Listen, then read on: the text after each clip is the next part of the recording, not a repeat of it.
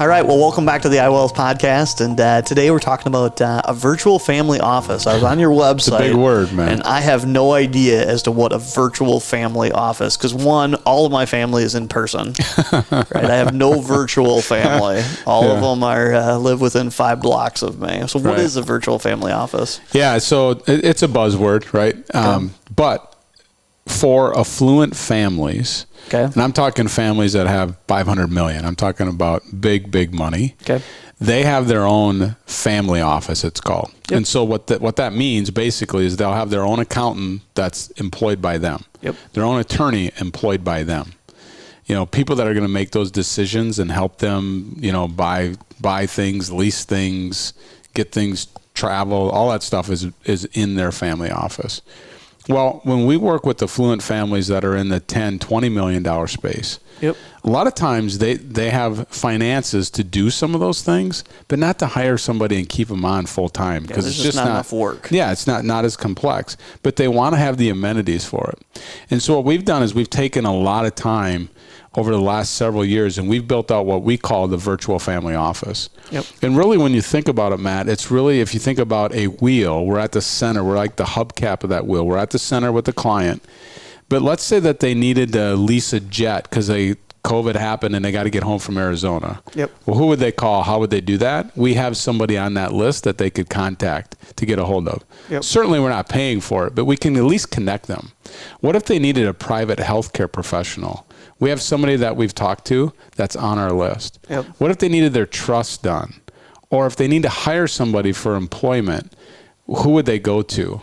So we've basically have built these spokes around this hubcap of things that affluent families might want to get into once in a while. Or if they need a little of this or a little of that, but they don't have to have the full-blown staff that goes along with it. You know, one of the cool ones is we have a travel agent that we don't get paid for any of this stuff, and we don't pay for it, but we just say, here's somebody you can contact and interview. That's vetted by the other people that are at that level. Right.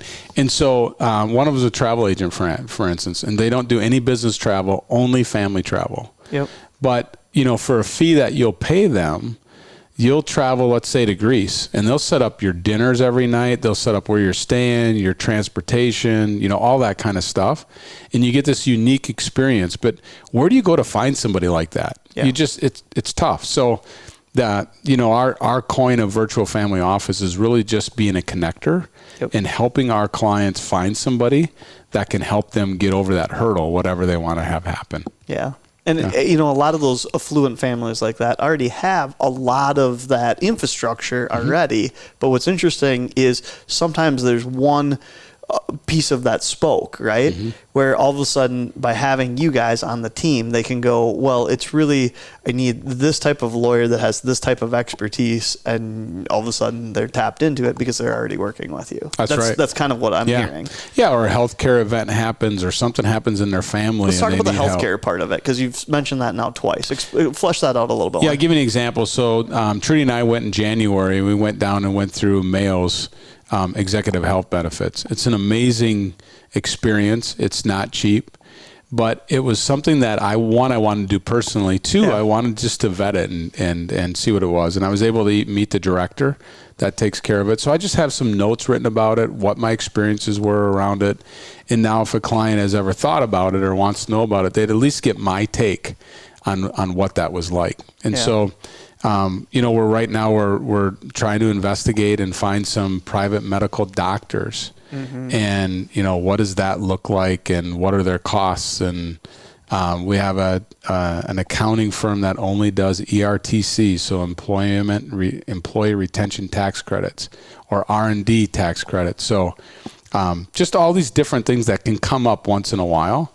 And we just want to be that main connector for our clients and have that built out. And so what's really cool at iWealth is that, you know, all the advisors can tap into this when they need it to use for their clients. So it's pretty cool. It's a very unique thing to you guys, because I don't know anyone else that offers that type of service, at least not in the middle of the Midwest. Yeah, you know what I've learned, Matt, is 90% of financial advisors strictly focus on investments, which makes sense. It's super important. But you've got 10% of us out there that really work on the advanced plan and tax mitigation and wealth transfer issues and protecting the assets from being unjustly taken through litigation and divorce, charitable giving, magnifying those gifts. So yeah, we do things a lot different. I'm not saying I'm smarter. I won't say that, but we do a lot of things different and really help our clients. Maybe more diligent. Maybe, maybe not smarter, but maybe more surround diligent. yourself with good people and you look better. There Matt, you go. I like that. Yeah. Well, this was totally interesting to kind of hear about the resources that you've put together for some of your wealthier clients. Yeah. So Awesome. we'll see you back here next time. Thanks, Matt.